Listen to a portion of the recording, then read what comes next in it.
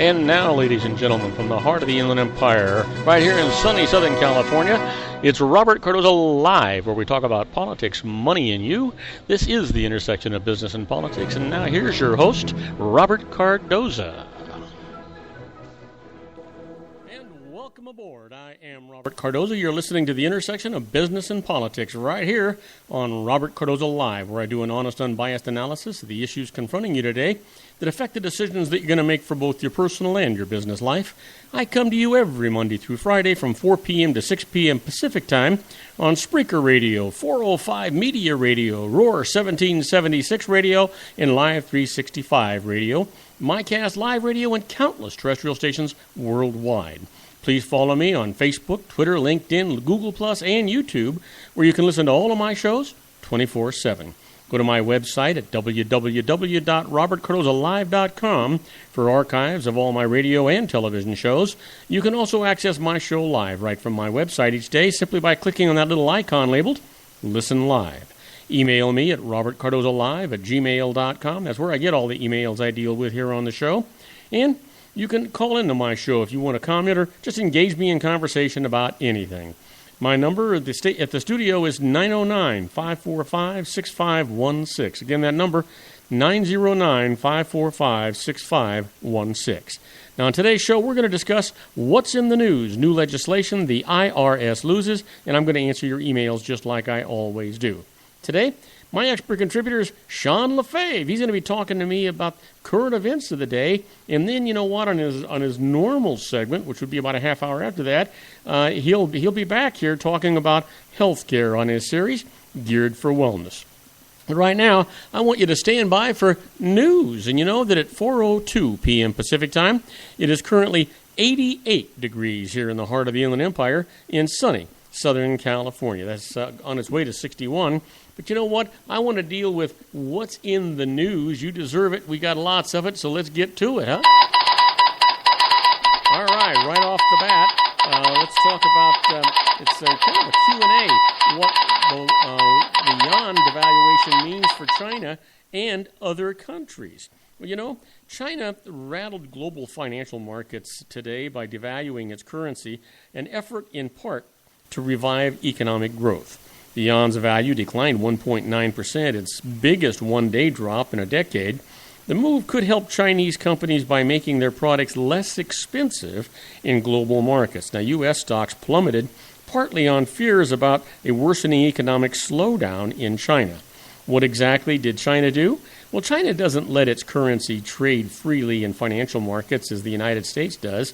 Instead, it links the yuan's value to the U.S. dollar. Then it restricts trading to a banned 2% above or below a daily target set by the People's Bank of China. Now, today, the central bank set the target 1.9% below Monday's level, the biggest one-day change in a decade. It also made a technical change to give market forces more influence in determining the yuan's value. Its daily target will now be based on the previous day's closing value. That change will allow the yuan to make bigger, faster moves up or down and better reflect investors' outlook on the prospects for China and its currency, said David Dollar, senior fellow at the Brookings Institution. So, why did China devalue its currency? The People's Bank of China said it acted because the yuan has been rising even when market forces say that it should be falling. Worried Chinese have been moving money out of the country, putting downward pressure on the yuan. Yet, the yuan has remained up anyway because of the link to the dollar, which has been rising. An overvalued yuan has hurt Chinese exporters by making their products more expensive overseas. In July, Chinese exports plunged 8.3%. Year over year. China's economy already needed help. The economy is expected to grow less than 7% this year, its lowest rate since 1990, and could decelerate even more next year. The stock market has been in a free fall since June. You know, the problem with that is that that's an artificial control of the value of their currency, but it affects our stock market because it affects the prices of the goods that we bring in and send out here from the United States. And that's why it really creates a real issue for us. So, we just have to be careful. That's what's going on here.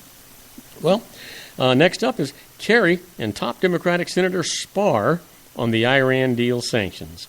Secretary of State John Kerry sparred today with the lone Democratic senator to publicly oppose last month's historic Iran nuclear deal, saying there was no way the United States could prevent American allies from doing business with Tehran if Congress were to reject the agreement. Speaking across town in New York, Senator Chuck Schumer disagreed and suggested Washington still could force the world into isolating the Iranians until they make deeper nuclear concessions. The dispute goes to the heart of the questions that American lawmakers are considering as they prepare to vote on the nuclear accord.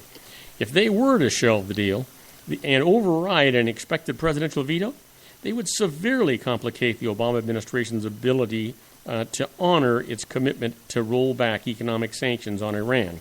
In exchange, Iran has agreed to a decade of tough restrictions on Iran's nuclear program and a far more intrusive inspections regime. Republicans are almost universally opposed at this point. Addressing a Reuters newsmaker event in New York, Kerry took aim at those in Congress who say a better deal could still be reached. That argument would entail the U.S. maintaining or increasing pressure on Iran by threatening foreign governments and businesses for trading with Tehran or buying Iranian oil, a strategy that both President Barack Obama and Republicans credit withdrawing Iran into serious nuclear negotiations 2 years ago. Now that the pact has been finalized, Kerry said such a heavy-handed approach was an option no longer. Are you kidding me? He asked the crowd. The United States is going to start sanctioning our allies and their banks and their businesses because we walked away from a deal? And we're going to force them to do what we want them to do even though they agreed to the deal we came to? Kerry warned of severe consequences for pursuing such an approach after the agreement has been accepted by Iran and fellow negotiating countries, Britain, China, France, Germany, and Russia, and endorsed by all 15 members of the UN Security Council. You know what? We no longer keep our word, and we now become the aggressor as opposed to what our history has been? This is, what kind of country are we getting to be? Have we lost all the values that we thought were so very important to us? Gosh, it sure seems that way, doesn't it? Well, here's one for you. The latest on Ferguson, a video released of alleged gunman. The latest in the events surrounding the anniversary of the death of 18-year-old Michael Brown in Ferguson, Missouri. St. Louis County Police have released surveillance video footage they say shows Tyrone Harris Jr., the 18-year-old black suspect who was critically wounded after being shot by police Sunday night in Ferguson, minutes before he fired a gun at plainclothes officers. Harris was shot late Sunday after allegedly opening fire on an unmarked police van. Police say a 13-second clip of security camera footage from a West Florissant Avenue insurance office that they released today, or this afternoon I should say, shows him grabbing a handgun from his waistband in response to shots being fired during the Ferguson protests. Harris was in critical condition Monday at St. Louis Hospital. County police and Barnes Jewish Hospital were unable to provide updates on his condition on Tuesday. Well, when we come back, I'm going to tell you all about the latest on an athlete's death, and an officer was fired over that shooting. So don't go away. We'll be right back after these brief messages. If you want to increase your client base and sales, then consider this, the Relationship Building Network at RBN. Given the current economic conditions and challenges, we all need to work smarter, make smarter decisions, invest our hard-earned dollars where it'll yield the best return for our investment.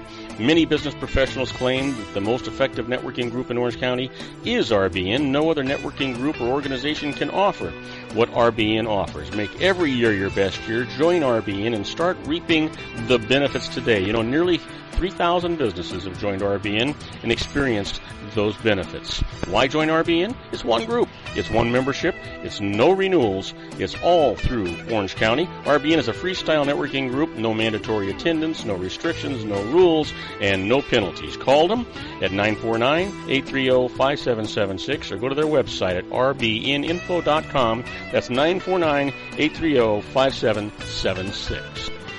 If you've ever dreamed of having your own business to make your life secure, you know Water's Edge Wineries might be just the ticket. In 2004, their founder, Ken Lineberger, created the first winery franchise in California. It was a new concept with all of the functionality of a traditional winery, but without the vineyards. They purchased high-quality grape must from one of the largest winemaking companies in the world. Then they craft each wine carefully and bottle it right at their location. The winery was built to satisfy consumer demand for wine by the bottle and by the glass, but still kept the element of allowing customers to bottle their own custom vintage. Now, they're opening urban wineries across the United States under the brand Water's Edge Wineries.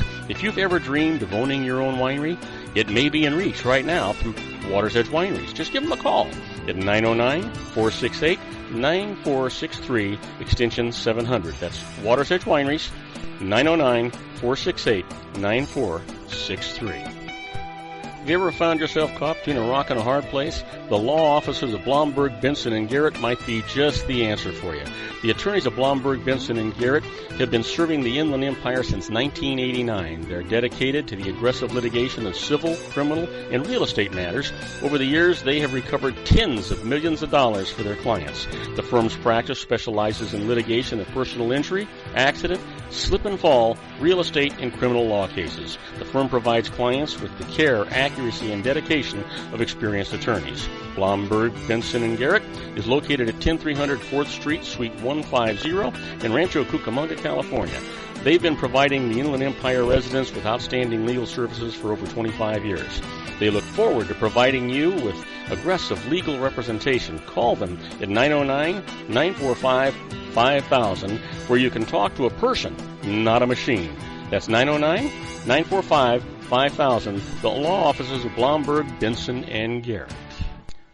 And now let's get back to our show where we talk about politics, money, and you. And I am Robert Cardoza. You're listening to Robert Cardoza live on the street at the intersection of business and politics. And you know what? When we left, we were talking about the news. We're going to get right back to that news right now. You know what? The latest on an athlete's death, officers fired over the shooting. The latest on the fatal shooting by police in Texas of unarmed college football player Christian Taylor is the deal. The police chief in the Dallas suburb of Arlington says an officer who's been fired over the fatal shooting of an unarmed Texas college football player should not have approached the 19-year-old burglary suspect alone.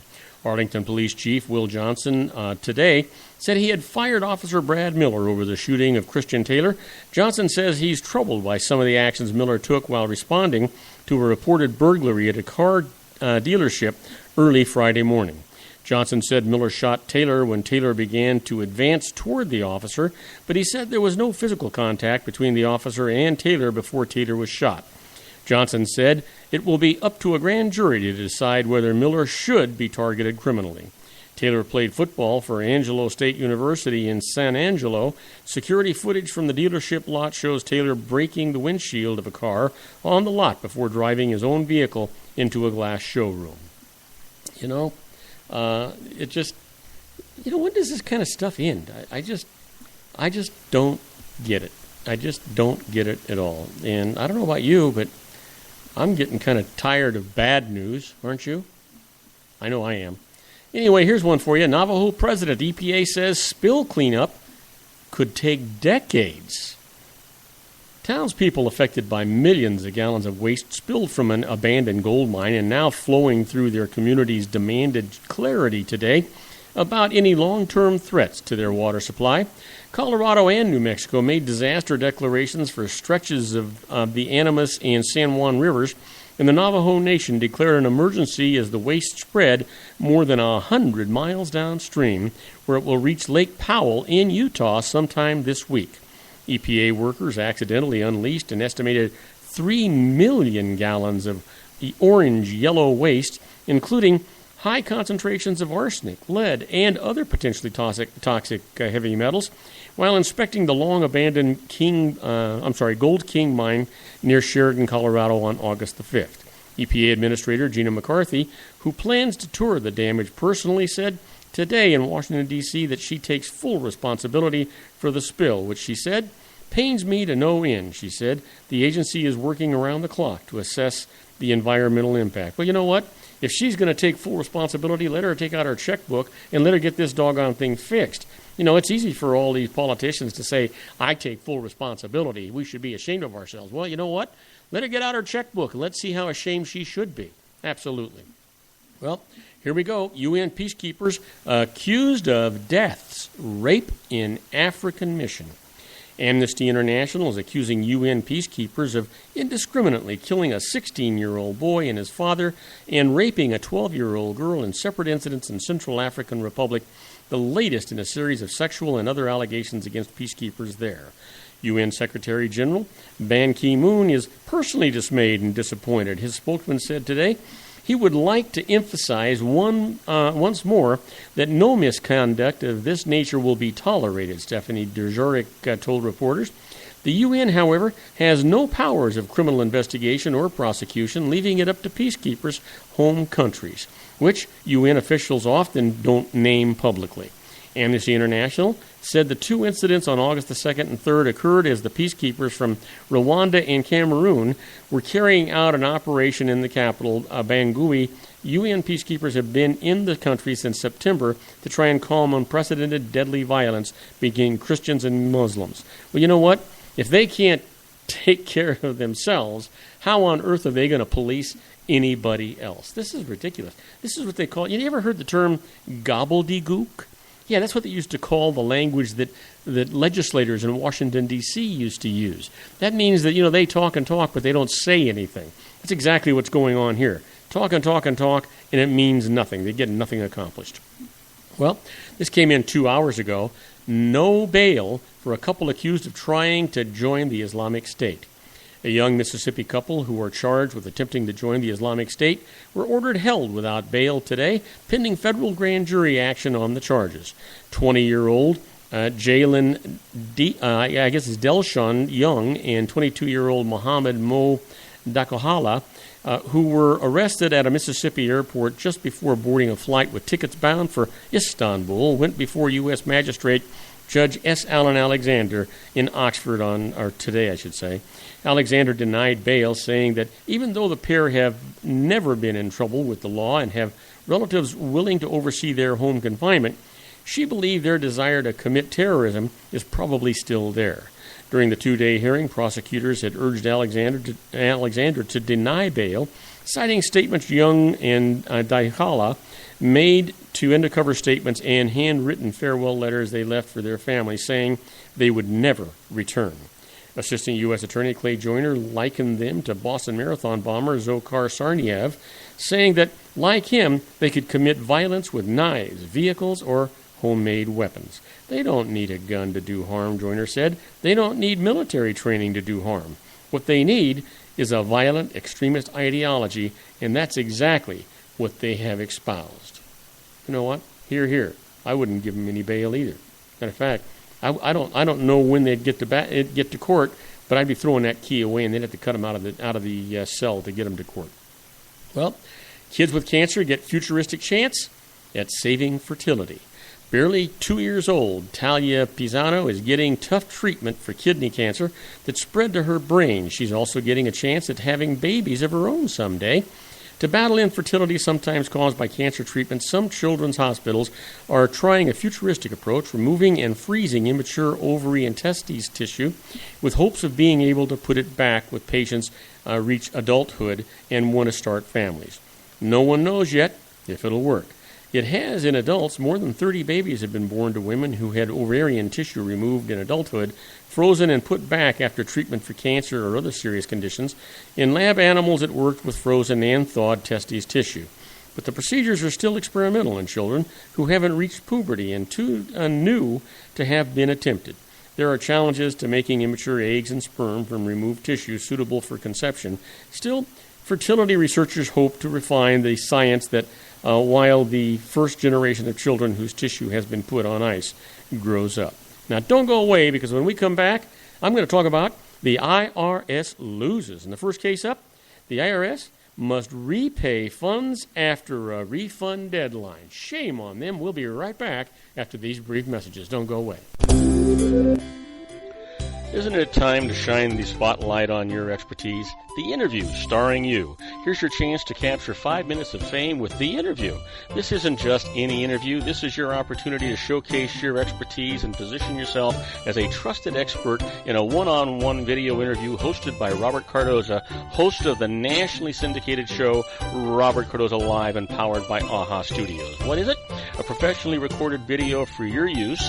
Robert Cardoza interviews you on the set where he records his show. Professional interview showcases your expertise and value, shot in a state-of-the-art studio. And what's in it for you? Gain credibility as an expert, earn the trust of your target market, educate in a way that intrigues your audience, gain a powerful marketing tool that offers dozens of uses, website, video sharing sites, social media, email, DVDs, direct mail, lobby video, resumes, profile building, all that kind of stuff. Association with the nationally syndicated celebrity. That's right. And let's talk about AHA Studios. AHA is a strategic marketing firm that leverages the powerful in visual persuasion to help your business create powerful messages that connect with your target market. AHA ventures way beyond strategy, delivering the marketing collateral you need to start driving a new business through your doors. AHA has a full-service, in-house, state-of-the-art production studio to bring your messages to life using video. Discover how to make The Interview work for you. Call 949-831-2222. That's 949-831-2222. AHA Image Studios, Incorporated. Dr. Stephen Tidwell, Gentle Family Dentistry in a caring, personalized environment. Here at Dr. Tidwell's office, we are dedicated to helping you keep your teeth healthy. We are a state-of-the-art dental practice that still believes in traditional values, such as excellent customer service and individual attention. We have a special welcoming offer for you for just $39, a complete exam, personal consultation, professional cleaning, and all necessary x-rays. That's a $266 value for $39. Dr. Tidwell has 2 convenient locations and experienced staff to provide you with professional care and personal attention that you deserve. Call today. Don't delay. A great smile another day. Call 909-944-7308. That's 909-944-7308 for Rancho Cucamonga or San Bernardino. Joel Saltzman is Dr. Wireless. He has turned his considerable expertise into consumer credit risk and wireless security into a highly specialized independent web-based consulting enterprise targeting consumer credit risk analysis and wireless transactional security and monitoring. He works as a wireless analyst, veteran independent agent, and consumer liaison for most wireless telecom carriers and equipment manufacturers. For more than 20 years, corporate and private clients and media audiences have counted on his unvarnished advice while weighing the technology, performance, and cost differences between Sprint, Nextel, AT&T, Verizon, and T-Mobile. Joel specializes in setting up mobile wireless hotspots to be used for disaster preparedness, business continuity, and mobile wireless merchant processing solutions. Call Dr. Wireless at 310-400-4900 or go to his webpage at drwireless.com. Again, call 310-400-4900 or his webpage at drwireless.com. You'll be glad you did. And now, back to our show.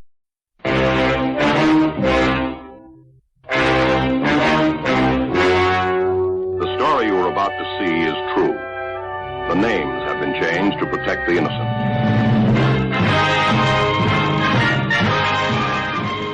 Oh, yeah, here we are. My favorite part of the show, the IRS loses. And you know what? That just sends chills up and down my spine. I can't hardly wait to tell you all about it. So, you know what? Why don't we just get into it right now? It just seems like the proper thing to do when we're talking about the IRS loses. Well, you know what? It's interesting. I got a notice today that the Inspector General is actually investigating the IRS for misuse of credit cards. You know, the credit cards they issue IRS employees when they're traveling and doing things. Apparently, quite a bit of misuse. They haven't talked about what they're going to do about it yet, but you know what? Leave it to the IRS to put the screws to us, and they don't even provide the Vaseline, right? Well, anyway, first case up in the IRS loses is the IRS must repay funds after a refund deadline. Here's the case. An estate held property that was involved in litigation and hard to value. Now, before filing its return or receiving any tax bill, it remitted $165,000 to the IRS to stop penalties and interest from running on any tax that it might have owed. Now later, it filed a late return showing no tax due, but the IRS said that the deadline for refunding its $165,000 tax payment had passed.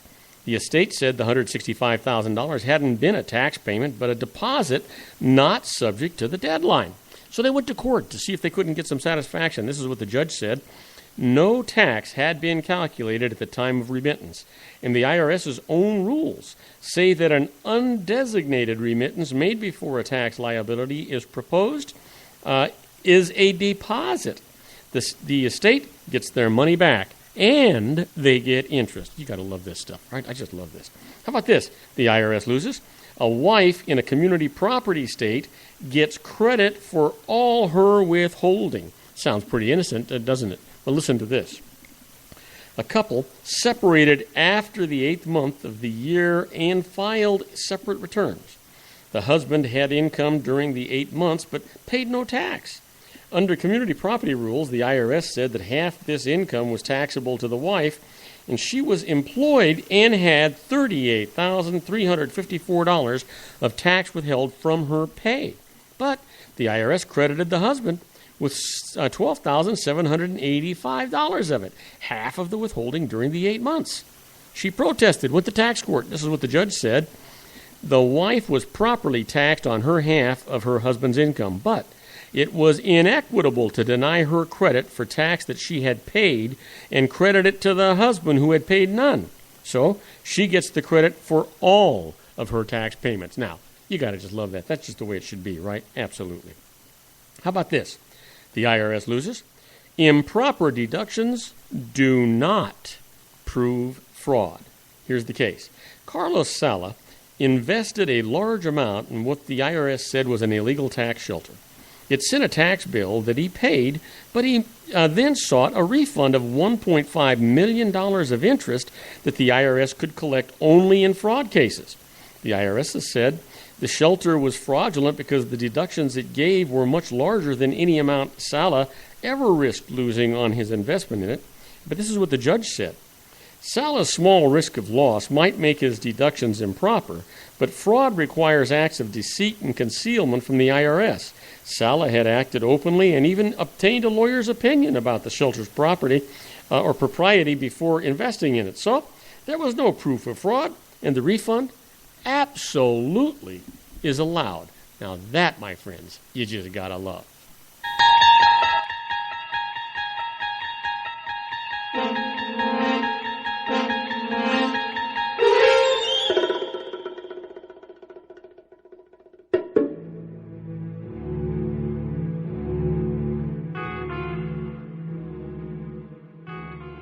Okay, now you've heard me talk about inside the IRS. This is kind of one of those cases where we're talking about not tax laws that have been adjudicated by the courts, but agreements that the IRS has made and precedents that they've set that you can actually use when you're defending yourself against the IRS. So let's talk about this first one, and that is a remedy for collection actions. You know, the IRS has a procedure that allows a taxpayer to contest a number of matters relating to the actions of the collection division. Let me give you a couple of examples. Failure to grant the taxpayer an installment agreement, or not accepting an offer in compromise and enforcing a levy. Now, to contest collection actions, file Form 12153. That's request for a collection due process hearing or equivalent. Now, to have an IRS appeals officer near your side, or hear your side of the story. Here's the thing. If you're not satisfied at the appeals office, you can petition the U.S. Tax Court for reconsideration, but there's a trap here. The tax court has no jurisdiction to consider your case unless you can prove that you have raised the issue that you want the court to rule on during your collection due process hearing. So there's a strategy involved. Always, always, always document by sending a letter to the IRS that you ask the appeals office to consider the issues that you raised. That is what you always have to do. You know, just don't miss out on it. Don't mess up on it. Always go that extra route. Let me give you one last one. The Freedom of Information Act permits you to ask the IRS. You can ask them for copies of all documentation in its possession relating to your audit examination or collection proceeding. The request is made by addressing a letter to the local disclosure office of the IRS and identifying the documents that you want. Now, a request should be made for all documents in your possession relating to a specific matter. There's some problems here, though. Sometimes disclosure office caseworkers will tell you that the documents that you've requested are not available, even though they really are. The best approach? Speak to a manager and ask him or her to review the case before it appears that, and because it appears that information that you've requested just has been omitted. And so you want to be careful that you do that. And I want to tell you, the IRS is always going to try to get away with something. Just like I told you earlier. You know what? They've been found guilty. They have an investigation against them right now. It was just declared today for improper use of credit cards that you and I pay for. And now they're going to have to answer for them. It's going to be interesting to see how much money is involved, and I can guarantee you it's probably in the millions. Now, do not go away, because when we come back, we're going to be talking to Sean LaFave. Now, we may not be talking about the Geared for Wellness Corner, and we certainly will be a little bit later, but right off the bat, Sean and I are going to be talking about some current events. Who knows what we might get into? Don't go away. We'll be right back after these brief messages. If you want to increase your client base and sales, then consider this, the Relationship Building Network at RBN. Given the current economic conditions and challenges, we all need to work smarter, make smarter decisions, invest our hard-earned dollars where it'll yield the best return for our investment. Many business professionals claim that the most effective networking group in Orange County is RBN. No other networking group or organization can offer what RBN offers. Make every year your best year. Join RBN and start reaping the benefits today. Nearly 3,000 businesses have joined RBN and experienced those benefits. Why join RBN? It's one group. It's one membership. It's no renewals. It's all through Orange County. RBN is a freestyle networking group. No mandatory attendance, no restrictions, no rules, and no penalties. Call them at 949-830-5776 or go to their website at rbninfo.com. That's 949-830-5776. If you've ever dreamed of having your own business to make your life secure, Water's Edge Wineries might be just the ticket. In 2004, their founder, Ken Lineberger, created the first winery franchise in California. It was a new concept with all of the functionality of a traditional winery, but without the vineyards. They purchased high-quality grape must from one of the largest winemaking companies in the world. Then they craft each wine carefully and bottle it right at their location. The winery was built to satisfy consumer demand for wine by the bottle and by the glass, but still kept the element of allowing customers to bottle their own custom vintage. Now, they're opening urban wineries across the United States under the brand Water's Edge Wineries. If you've ever dreamed of owning your own winery, it may be in reach right now through Water's Edge Wineries. Just give them a call at 909-468-9463, extension 700. That's Water's Edge Wineries, 909-468-9463. Have you ever found yourself caught between a rock and a hard place? The law offices of Blomberg, Benson, and Garrett might be just the answer for you. The attorneys of Blomberg, Benson, and Garrett have been serving the Inland Empire since 1989. They're dedicated to the aggressive litigation of civil, criminal, and real estate matters. Over the years, they have recovered tens of millions of dollars for their clients. The firm's practice specializes in litigation of personal injury, accident, slip and fall, real estate, and criminal law cases. The firm provides clients with the care, accuracy, and dedication of experienced attorneys. Blomberg, Benson, and Garrett is located at 10300 4th Street, Suite 150 in Rancho Cucamonga, California. They've been providing the Inland Empire residents with outstanding legal services for over 25 years. They look forward to providing you with aggressive legal representation. Call them at 909-945-5000, where you can talk to a person, not a machine. That's 909-945-5000, the law offices of Blomberg, Benson, and Garrett. And now let's get back to our show where we talk about politics, money, and you.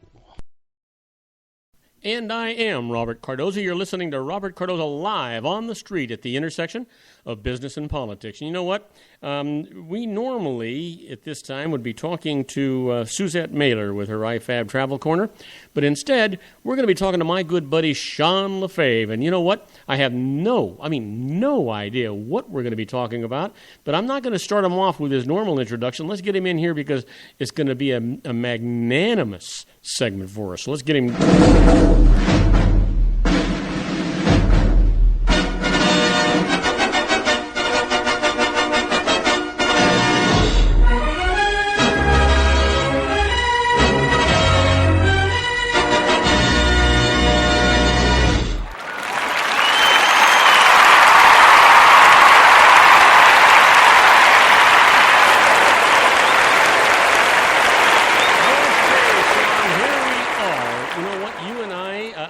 Did you get the ring I sent you, by the way? Because it looks like we're going to start going steady. I think that'd be a fantastic idea. I like it. I'm still watching the mail for the ring, though. Yeah, but it's not a diamond ring. It's just a cigar band ring. Yeah, that works. That's good enough for me. I don't care. I'm easy to please. I'm cheap. Absolutely.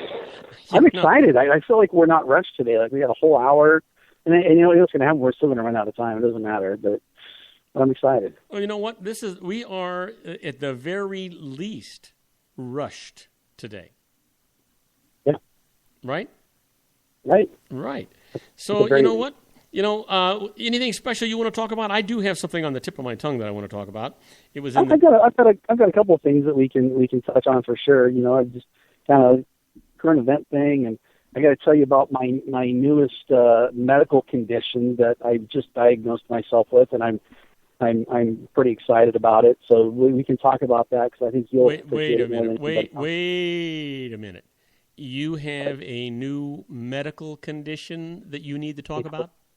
I do have a medical condition, and I just recently diagnosed myself with this, and I'm going to confess it right here on the Robert Cardoza live show for everyone to hear that the health expert guy has a actual real medical condition. It's not referred to as asthenia, is it? No. I'm pretty sure I don't want that one. That's what happens to guys that sit at a desk too long. Yeah. No, it's definitely not that. That would be much worse, actually. You know that sitting is the number one indicator for most chronic health conditions these days. The amount of time that you sit is directly correlated with your risk for heart disease and stroke and diabetes and obesity and on and on and on. That sitting is one of the worst things that you can do for yourself. Is that a fact? Yep, it's a fact. Well. So yeah, no numbasitis for me. So does that mean even if I'm going to be sitting all day, I usually get up and stand and shake around. Does that mean that I need to spend the rest of my time on my feet? Yep, exactly. You walk like 5 miles a day. I'm pretty sure you're going to be all right. I would certainly hope so. Hey, listen. I would hope so. Did you happen to see in the news today? They've got a brand new experiment going on, and it's with babies, with young babies that have contracted cancer, both male and female.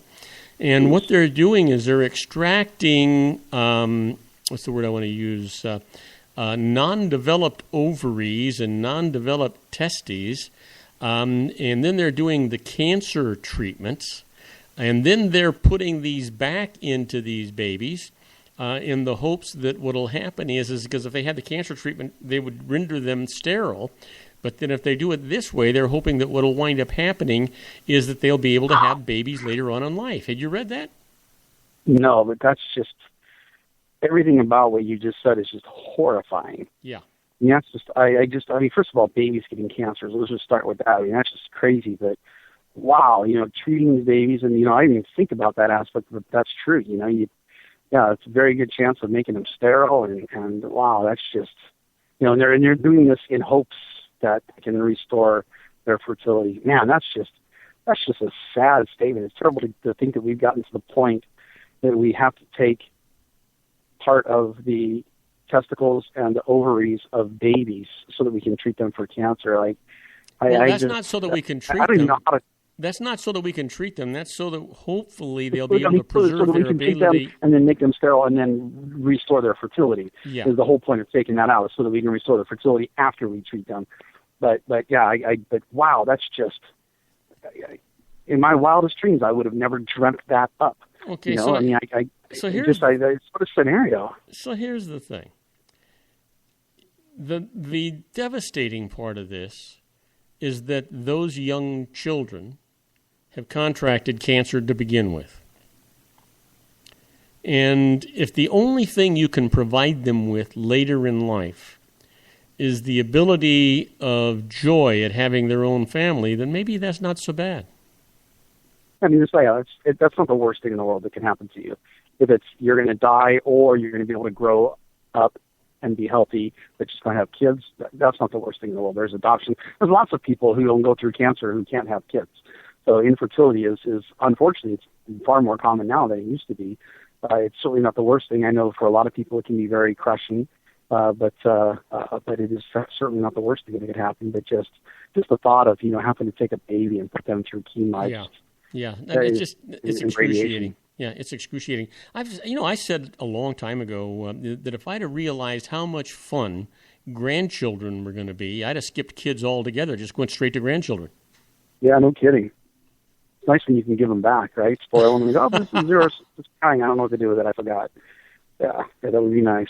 It's so funny. I was, and I don't know if I told you this before or not, but I was walking through the store, through Target actually not too long ago. Oh man, we got to talk about the Target thing, but we'll come back to that. So I'm walking through Target and I see these that movie Cars, the animated Cars movie, and they had they were kind of like a plastic, kind of almost like a dog squeaky toy, but they weren't really squeaky toys for dogs. But they were these cool looking cartoon, plastic cars, and they were really kind of neat. And I was walking through, and I said, oh man.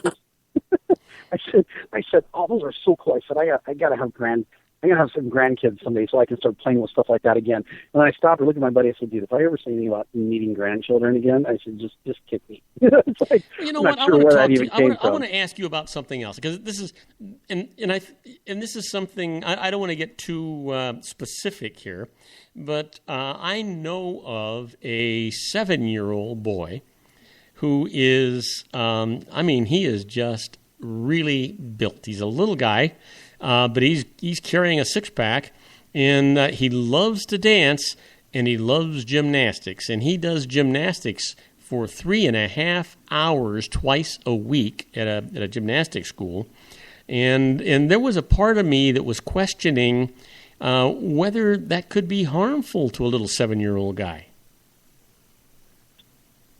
I'm sure it's overtraining is harmful for anybody. I don't know if the kids can take, when you think about it, it depends on how stressful the training is. I don't know what kind of exercises his coach does for him, but kids are pretty resilient. They recover pretty quickly, and their body's constantly growing and developing, and so their bodies and their motor. Kids are. I agree with you. Kids are very resilient, and I suppose you hear all the time that young kids that get into the Olympics and become gold medalists or medalists at all are the ones that started when they were 3, 4, 5 years old. I guess that's what you kind of hear. Yeah, and they do have to start young. I mean, look at any of the gold medalists in the Olympics. They're usually middle-aged mid-teens. They're not even 19 or 20. They're like 14 or 15. They're these young girls, young guys. Maybe 16, 17 years old. And yeah, you're right. They've been doing it for over a decade, and they're not even old enough to vote yet. And so the problem, though, the downside is I've noticed, because a lot of parents will push kids to start younger. I've seen a lot of young people with knee surgeries and shoulder surgeries, and it does wear the body out. Anytime you push yourself past a certain limit, you're going to put wear and tear on the body. And doing this, if this kid is competing at a very high, intense level, it most likely will have some long-term effects. The one thing is to avoid injuries. Well, I remember my brother-in-law, who was a very astute football player in college. And because of all the banging around and all the stuff that was going on, had horrible arthritis later on in his life and difficulties, right? Now, I too have arthritis problems, but it's not because of my sports acumen. It's because I hit a mountain at 55 miles an hour and broke 128 bones. That'll do it. But you know what? I think compared to him, I feel pretty doggone good. As a matter of fact, like you said, I can still walk 5 miles a day, and I don't think he can. Oh yeah. Oh, and I've had people in their 20s come to me, and they're just, they can hardly function. In fact, you know what? Did I ever tell you the story about I had a patient? She was awesome. Her name was Jody, and she was. And this kind of goes along with one of the topics I wanted to touch on today. So I want to tell this story. This is kind of neat, since we got all this time right now. So Jody came to our office, and she had 2 bulging discs and 1 ruptured disc. And she has a 2.5-year-old at the time. She was about 25 years old, maybe 26 or something like that. She'd always been athletic, volleyball, basketball, all kinds. She was about my height. She's almost like 5'10", 5'11", somewhere around there. And but she couldn't hardly walk. I mean, she had days where it was hard to get out of bed, and she couldn't really function very well. And she had a medical doctor that told her that, with the right therapies and the right medications and anti-inflammatories, that we can finally eventually get you to the point where you can function throughout the day and you can walk and you can, go about your normal day-to-day business without any real pain or discomfort. But you'll never be an athlete again. You'll never be able to do anything really physically overly strenuous ever again for the rest of your life. And this is at 25 or 26, whatever she was, something like that. Oh, and she had another chiropractor that had told her that she needed to have stay in bed rest for 3 months minimum, or she was going to do such permanent damage to her back that she would never recover, and she would create permanent back damage. Okay, so I want you to hold that thought, because it sounds to me like that's the good cliffhanger to hold on while we go to a commercial break. When you come back, you'll tell the rest of that story, right? I will, because it's a happy ending story, so absolutely, you bet. All right, we're talking to my good buddy Sean Lefebvre in the BS corner, I guess we'll call it. We're just going to talk about anything and everything. And after this story, I got something that I want to approach you with. So we'll be right back after these brief messages with Sean Lefebvre. Don't go away. Isn't it time to shine the spotlight on your expertise? The Interview, starring you. Here's your chance to capture 5 minutes of fame with The Interview. This isn't just any interview. This is your opportunity to showcase your expertise and position yourself as a trusted expert in a one-on-one video interview hosted by Robert Cardoza, host of the nationally syndicated show Robert Cardoza Live and powered by AHA Studios. What is it? A professionally recorded video for your use. Robert Cardoza interviews you on the set where he records his show. Professional interview showcases your expertise and value, shot in a state-of-the-art studio. And what's in it for you? Gain credibility as an expert, earn the trust of your target market, educate in a way that intrigues your audience, gain a powerful marketing tool that offers dozens of uses, website, video sharing sites, social media, email, DVDs, direct mail, lobby video, resumes, profile building, all that kind of stuff. Association with the nationally syndicated celebrity. That's right. And let's talk about AHA Studios. AHA is a strategic marketing firm that leverages the powerful in visual persuasion to help your business create powerful messages that connect with your target market. AHA ventures way beyond strategy, delivering the marketing collateral you need to start driving a new business through your doors. AHA has a full-service, in-house, state-of-the-art production studio to bring your messages to life using video. Discover how to make The Interview work for you. Call 949-831-2222. That's 949-831-2222. AHA Image Studios, Incorporated. Dr. Stephen Tidwell, Gentle Family Dentistry in a caring, personalized environment. Here at Dr. Tidwell's office, we are dedicated to helping you keep your teeth healthy. We are a state-of-the-art dental practice that still believes in traditional values, such as excellent customer service and individual attention. We have a special welcoming offer for you for just $39, a complete exam, personal consultation, professional cleaning, and all necessary x-rays. That's a $266 value for $39. Dr. Tidwell has 2 convenient locations and experienced staff to provide you with professional care and personal attention that you deserve. Call today. Don't delay a great smile another day. Call 909-944-7308. That's 909-944-7308 for Rancho Cucamonga or San Bernardino. Joel Saltzman is Dr. Wireless. He has turned his considerable expertise into consumer credit risk and wireless security into a highly specialized independent web-based consulting enterprise targeting consumer credit risk analysis and wireless transactional security and monitoring. He works as a wireless analyst, veteran independent agent, and consumer liaison for most wireless telecom carriers and equipment manufacturers. For more than 20 years, corporate and private clients and media audiences have counted on his unvarnished advice while weighing the technology, performance, and cost differences between Sprint, Nextel, AT&T, Verizon, and T-Mobile. Joel specializes in setting up mobile wireless hotspots to be used for disaster preparedness, business continuity, and mobile wireless merchant processing solutions. Call Dr. Wireless at 310-400-4900 or go to his webpage at drwireless.com. Again, call 310-400-4900 or his webpage at drwireless.com. You'll be glad you did. And now, back to our show. And I am Robert Cardoza. You're listening to Robert Cardoza live on the street at the intersection of business and politics. And we're talking to my good buddy, Sean Lefebvre, who left us with this heart-wrenching story about this patient that was in his office that was never going to be able to participate in sports again. Sean, go ahead and tell that story. All right. So I thought I lost you. I almost forgot to unmute myself. So she, like you said, you kind of broke it down. So she comes to us. She's, I think it was her mom told her, says, hey, you need to go to this office. And I was working with a chiropractor in that office, and I did a lot of the therapies and working with the education side of, teaching people how the chiropractic works and how we integrate that with nutrition and all these things. And it was a very, very, very successful office. It was awesome. And some of the miracles almost that we had were incredible. But so she comes to us, and she was very skeptical, and I don't blame her. She was already told by 2 other doctors that doom and gloom and walking around in pain all day, and so we broke it down and kind of went over X-rays with her and said, here's what the problem is, here's how we can fix this.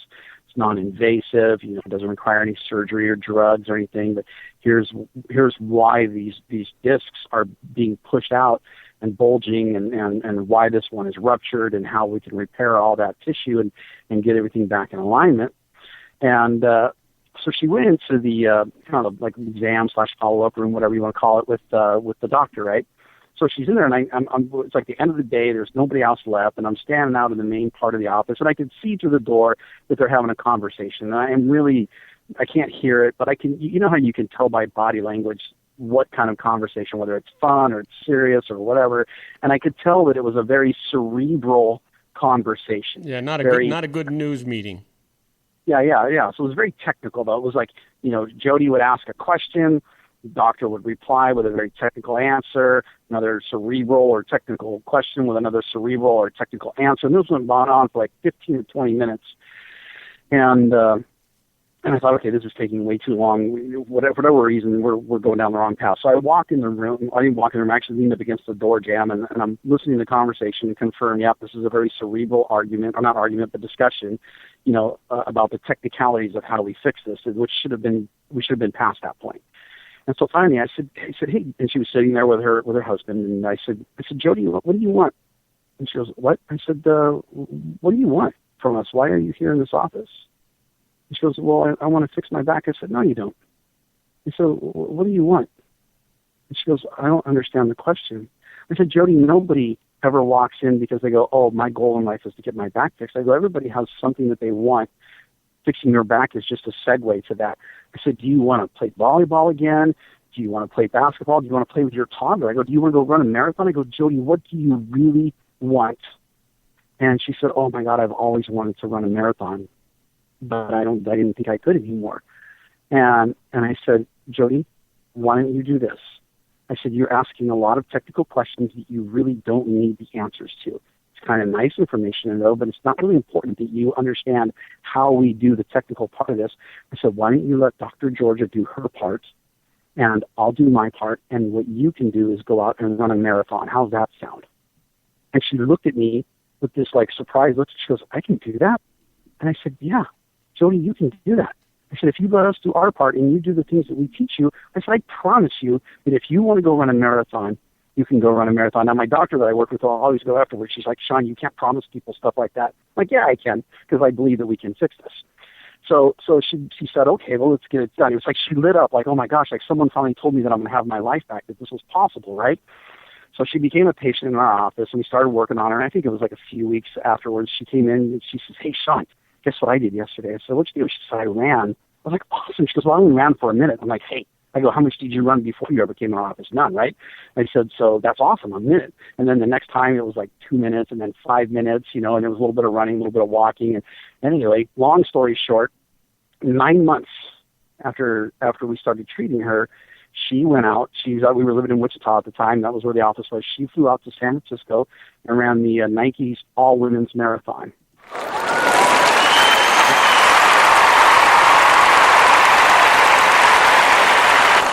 That is fantastic. You know what? I'm going to interrupt you. I'm going to interrupt you for a second and see if you agree with me. I have a segment. One of the segments that I do here on the show every day is called the secret teaching for your life, and I tell everybody that the real secret isn't really such a secret. It's all about a positive mental attitude, and you can accomplish anything you want to accomplish in your life if you always maintain a positive mental attitude in a positive way. It's not positive that light at the end of the tunnel is an oncoming train. It's positive that light at the end of the tunnel is your way out. It's positive that you can run that marathon. It's positive that you can recover from what you're doing, and you've got to believe it before it'll ever happen. And that's exactly why she got better. I think that there are so many people who they've lost hope or they've lost faith, and you can give them. I can do the exact same thing for someone else that I did for her, and they won't get better. And I believe firmly in the power of a positive mindset and the belief. It's like that, that saying, you got to have faith like a child. And I believe that faith like a child, when they talk about that, is because children don't walk around with the baggage that the rest of us walk around. When children came in our office and we would work on them, the children respond so quick to natural health remedies. And I believe the reason why is if you look at an 11-year-old and you say, hey, you know what? I see all this stuff's going on, and I know there's no fun, but here's what we're going to do, and when we're done, we're going to fix you, and we're going to make you all better. And they just go, oh, okay. They just believe you. They don't say, well, the oncologist said this, and the endocrinologist said this, and my primary care physician said that, and this is what the other doctor said. They don't have all that baggage. They just go, oh, well, you're going to fix me, okay, cool, and they just believe that you're going to fix them. They don't think that you're lying to them. They don't think you're trying to steal their money because it's not theirs, their parents. But still, they don't see any ulterior motives. They just see that this person is going to fix me, and I believe that with that story with Jody, is she got that. So when I said it to her, you literally could see the change in her facial expression. Like she looked like a little girl at Christmas time, like, oh my gosh, this could really possibly happen. Yeah, this could happen. I got to tell you, unfortunately, in my life, I have had a lot of challenges. And whenever I was confronted with a physician, the thing is that no matter how bad I was hurt, I was convinced that the physician could fix it. I was convinced that whoever I went to could fix it. I never doubted their ability to fix it, so I never doubted the fact that I was going to get fixed, and it always worked out that way. Yeah, and that's that's exactly 90% of the battle. Is you just have to believe that it's going to work. Now you can't be blind and stupid about it, but if what you're looking at makes sense, you go, okay, cool, this is going to work. You know what? Sometimes getting fixed hurts. It just it does. It's interesting. I got into a very, very serious accident back in 1984, and I didn't know that for the first 9 days they didn't even know if I was going to survive or not. And I remember coming down. I remember I could actually see them turning the operating lights off because they couldn't put me out too far. And I'd just been in about a 5-hour surgery, and coming down in the elevator. I was afraid to ask if I was going to live or die, right? So what I did was I said, hey, look, when do you suppose I'll be able to go home? And this guy that was behind me says, we'll have you home by your birthday. Well, this was mid-April. My birthday was May 25th. I thought, hell, 30 days, I can do anything for 30 days. I never did give it a thought that the guy behind me had no clue when my birthday was. Oh, how funny. Yeah, that's you help by your birthday. I didn't say which birthday, you're just one of them. It's all about a positive mental attitude. You got to be that way, whether it's physically or whether it's in business, whether it's in science, no matter what it is. You have got to have a positive mental attitude, and I believe that there's a lot of strength that your brain and your body creates with that positiveness that goes on. I firmly believe that. Yep, I do too. And kind of with that story, that, like I was saying, there was part of there's and I think I've talked about this on your show before, but there's a book out there. It's called How Doctors Think. It's by Jerome Groopman, and he's a medical doctor. And basically, in a nutshell, what he kind of, the point I think he's trying to make with this book is, if you can understand how your doctor thinks, it'll help you understand how your treatments go. And he talks a lot about, and I thought this was really, because I never really thought about it before. He talks about, obviously everyone talks about the doctor's bedside manner, but no one talks about the patient's manners, And so what he's saying is, if as a doctor you're dealing with a patient who's just a pain in the ass, then really, and that's not the words he used, but that's my interpretation, that really what you want to do is just get them out the door as fast as possible. Doctors are just like anybody else. They don't want to deal with someone who's just a grumpy person and who's, constantly, throwing up objections or constantly second guessing or doubting them or, just being rude or disrespectful. But all they want to do is just give you a diagnosis and a bottle of pills and send you out the door. Yeah. They just want to be at least somewhat accurate. And I thought, that's a huge thing. And the reason why this really came to mind is I actually had a client that I was working with here recently that I actually fired him this weekend. And because he was one of these people that constantly threw up objections. He wanted to go down one path and then go down a different path, and then let's try this instead. And not even like a different path of like a different remedy. I'm talking like a different objective. Well, first I want this. Well, no, this is actually really this is my reason for wanting to. And then it would change, and then he would, he was one of these people that refers to medical doctors as real doctors, and then the other doctors are just like, whatever. And I take offense to that. I remember when I was in practice, basically people would come into my office and they'd be crying the blues, and they'd really need some serious help, and that was because they were in trouble with either the federal government or the state or somebody. And then they would proceed to tell me how to help them, and I'd look them right in the eye and I'd say, hey, look, don't come in here and tell me how to help you. You wouldn't be here if you didn't need somebody that knows more than you do. Now, if you think you know how to help yourself, then get out of my office, because I'm not going to do what you're telling me to do. I'm going to do what I know has to be done. And that's exactly what happened with this guy. Is I finally went, you know what? I said, you need to get your ass off of Google, stop over-analyzing everything, and let your doctors or me or somebody, because he's going to like one person and then another, and he's like, and then another, and it's like, you know what, I can't, if all you're doing is just not knowing what your objective is, and you're doubting everything that's happening, and then you do research and you find out that someone didn't like the type of system that I use, and on and on. And of course, there's people who don't like anything. It doesn't matter what you do. I can find negative stuff about anything in this world. And I finally went, you know what? I said, I can no longer offer you my services because your attitude is too negative, and I will never be able to help you get over your health conditions that you've got right now. I remember hearing the story about, and I forget if it was a heart surgeon or a neurosurgeon, a brain surgeon, and this guy was just complaining about his physician, saying, oh, you know what, he thinks he's God. He just thinks he's God. And the answer to the question was, when he's holding your brain in his hands or he's holding your heart in your hands, do you really want him to think he's a plumber? Yeah. Someone's got that, to me, that is God at the moment, because he's got your life in his hands right there. Yeah. So I just, it's all about a positive mental attitude. And you know what? You can actually make that professional perform better if you're supportive of that professional at the same time. You wouldn't be there if you didn't need help.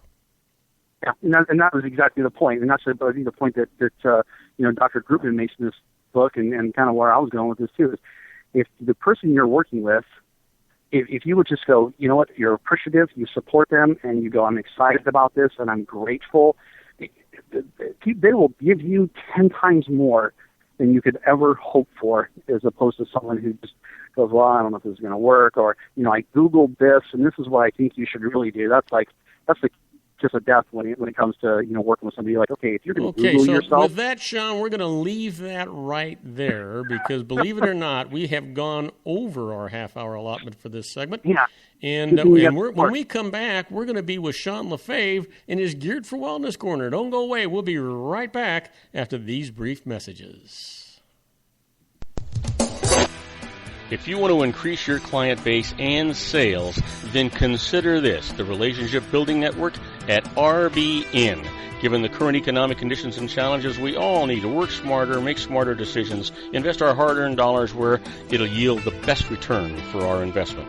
Many business professionals claim that the most effective networking group in Orange County is RBN. No other networking group or organization can offer what RBN offers. Make every year your best year. Join RBN and start reaping the benefits today. Nearly 3,000 businesses have joined RBN and experienced those benefits. Why join RBN? It's one group. It's one membership. It's no renewals. It's all through Orange County. RBN is a freestyle networking group. No mandatory attendance, no restrictions, no rules, and no penalties. Call them at 949-830-5776 or go to their website at rbninfo.com. That's 949-830-5776. If you've ever dreamed of having your own business to make your life secure, Water's Edge Wineries might be just the ticket. In 2004, their founder, Ken Leinberger, created the first winery franchise in California. It was a new concept with all of the functionality of a traditional winery, but without the vineyards. They purchased high-quality grape must from one of the largest winemaking companies in the world. Then they craft each wine carefully and bottle it right at their location.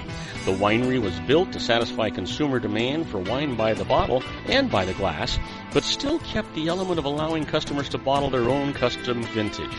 Now, they're opening urban wineries across the United States under the brand Water's Edge Wineries. If you've ever dreamed of owning your own winery, it may be in reach right now through Water's Edge Wineries. Just give them a call at 909-468-9463, extension 700. That's Water's Edge Wineries, 909-468-9463. Have you ever found yourself caught between a rock and a hard place? The law offices of Blomberg, Benson, & Garrett might be just the answer for you. The attorneys of Blomberg, Benson, & Garrett have been serving the Inland Empire since 1989. They're dedicated to the aggressive litigation of civil, criminal, and real estate matters. Over the years, they have recovered tens of millions of dollars for their clients. The firm's practice specializes in litigation of personal injury, accident, slip and fall, real estate, and criminal law cases. The firm provides clients with the care, accuracy, and dedication of experienced attorneys. Blomberg, Benson, & Garrett is located at 10300 4th Street, Suite 150 in Rancho Cucamonga, California. They've been providing the Inland Empire residents with outstanding legal services for over 25 years. They look forward to providing you with aggressive legal representation. Call them at 909-945-5000, where you can talk to a person, not a machine. That's 909-945-5000, the law offices of Blomberg, Benson, & Garrett. And now let's get back to our show where we talk about politics, money, and you. And I am Robert Cardoza. You're listening to Robert Cardoza live on the street at the intersection of business and politics. We're at 5:08 p.m. Pacific time. It's currently 88 degrees here in the heart of the Inland Empire in sunny Southern California. That's going on its way down to 61 degrees. But you know what? He's waiting in the wings. He's been performing quite well with a positive mental attitude. But now we're going to bring him in as somebody different. Let's introduce him the way he's supposed to be introduced. And now, ladies and gentlemen, coming to you from his personal meditation lounge in Orange County, California, a professional dedicated to conquering many chronic conditions from autism to weight loss and everything in between.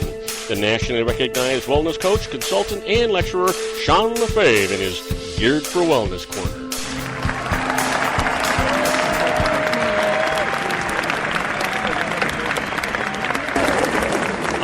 right, young man. It's like you haven't been here for the last half hour, or you got another half hour to go. I don't know if you finished your last story or you didn't finish your last story, but you know what? What do you want to talk about now? Well, what it feels like is that last half hour was about 5 minutes. But no, last night we're done. I think it was just the point was, you know what? If you just understand that when someone's trying to take care of you, you know, having that great attitude, it makes all the difference in the care you receive and how well you recover from whatever it is you're being treated for. So, yeah, I think we drove that point home, and so we can move on. But speaking of, and get off Google, people. I mean, you're going to your doctor. If you're going to Google, that's great, but don't tell your doctor what's wrong with you because you found it on Google, and definitely don't tell them because you found it on Google. Good God. Google, I swear, that stuff drives me crazy. But so speaking of Google and self-diagnosis, I need to tell you about my new medical condition. Oh, you know what? We went right by that thing. How the heck did we manage that? Are you going to survive this, by the way? You know, I'm not sure. I don't even know if there's a cure for it, to be honest with you. But it's an actual, real medical condition. Is it called happiness? And it's called orthorexia nervosa. And you're probably going, what? Well, that actually sounds like something serious. And apparently it's serious enough that the medical community has given it a name. And I'm sure there must be a treatment plan. I would imagine eventually there's probably going to be a drug for it. But orthorexia nervosa is the obsession with eating foods that people consider healthy.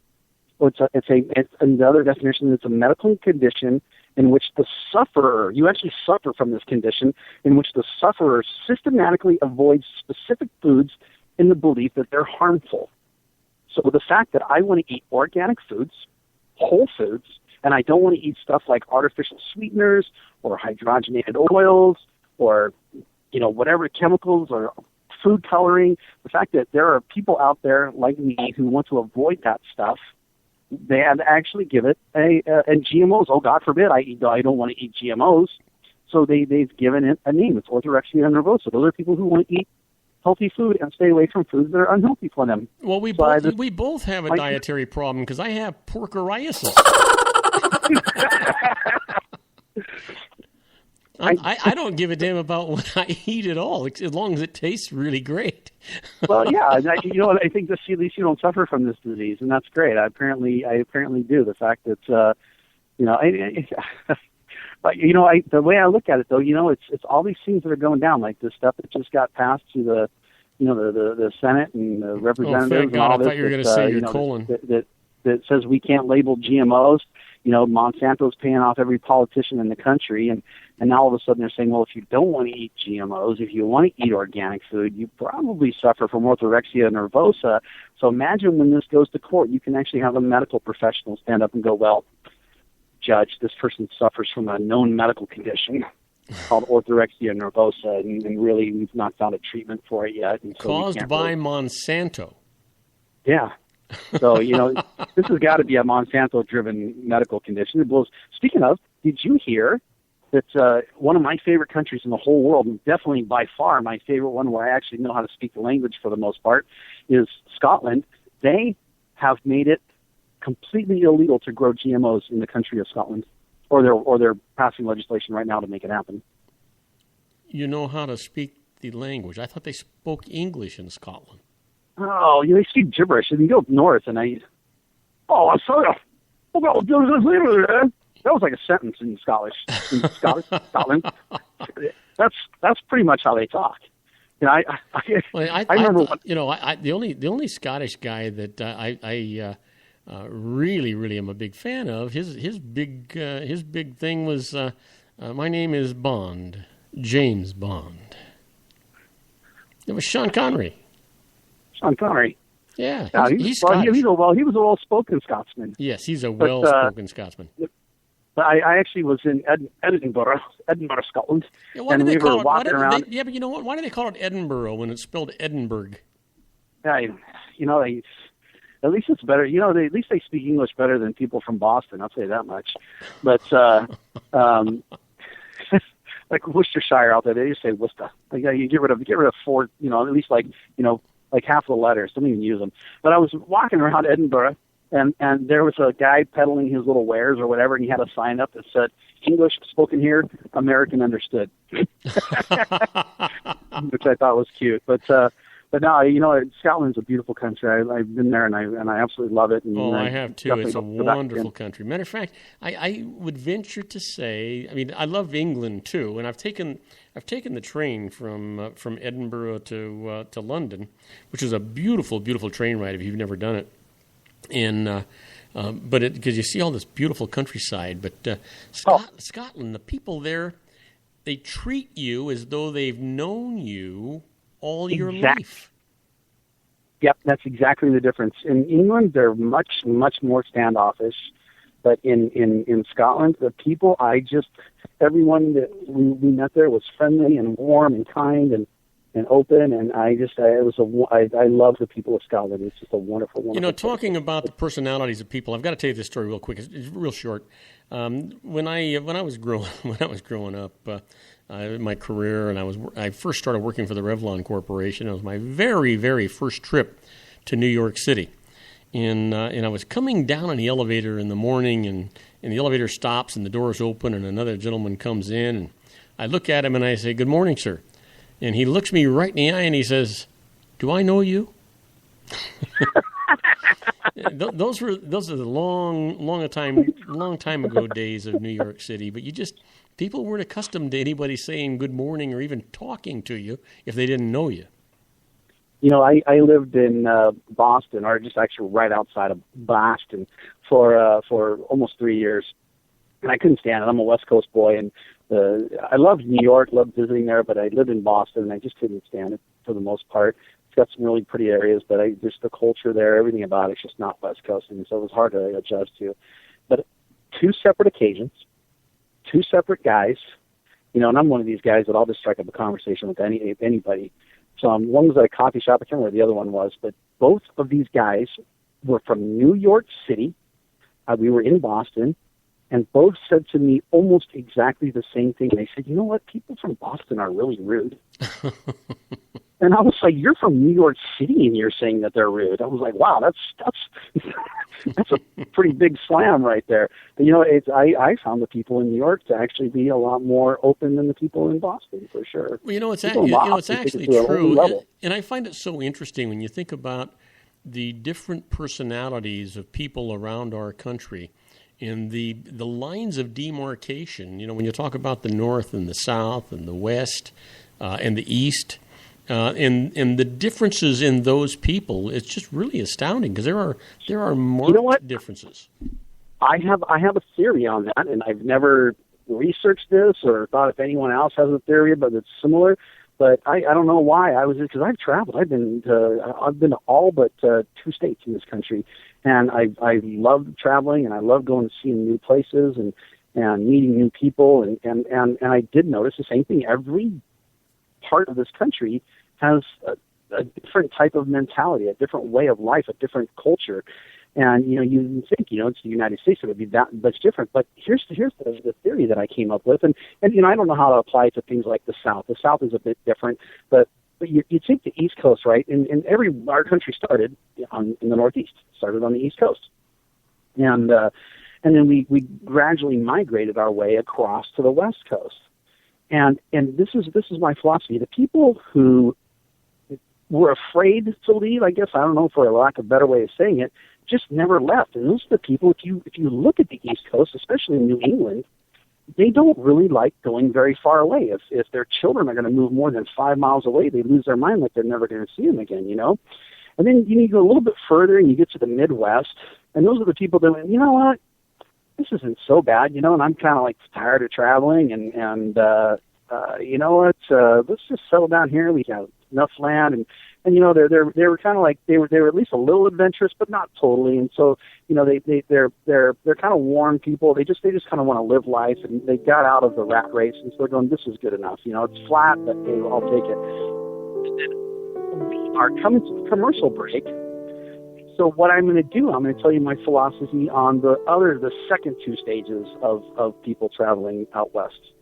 And we'll be right back with our own Sean LaFave in the second stages of people out west. As a matter of fact, we may even get off the Geared for Wellness corner and just talk about some of these observations right after these brief messages. Don't go away. We'll be right back. Isn't it time to shine the spotlight on your expertise? The Interview, starring you. Here's your chance to capture 5 minutes of fame with The Interview. This isn't just any interview. This is your opportunity to showcase your expertise and position yourself as a trusted expert in a one-on-one video interview hosted by Robert Cardoza, host of the nationally syndicated show Robert Cardoza Live and powered by AHA Studios. What is it? A professionally recorded video for your use. Robert Cardoza interviews you on the set where he records his show. Professional interview showcases your expertise and value, shot in a state-of-the-art studio. And what's in it for you? Gain credibility as an expert, earn the trust of your target market, educate in a way that intrigues your audience, gain a powerful marketing tool that offers dozens of uses, website, video sharing sites, social media, email, DVDs, direct mail, lobby video, resumes, profile building, all that kind of stuff. Association with the nationally syndicated celebrity. That's right. And let's talk about AHA Studios. AHA is a strategic marketing firm that leverages the powerful and visual persuasion to help your business create powerful messages that connect with your target market. AHA ventures way beyond strategy, delivering the marketing collateral you need to start driving a new business through your doors. AHA has a full-service, in-house, state-of-the-art production studio to bring your messages to life using video.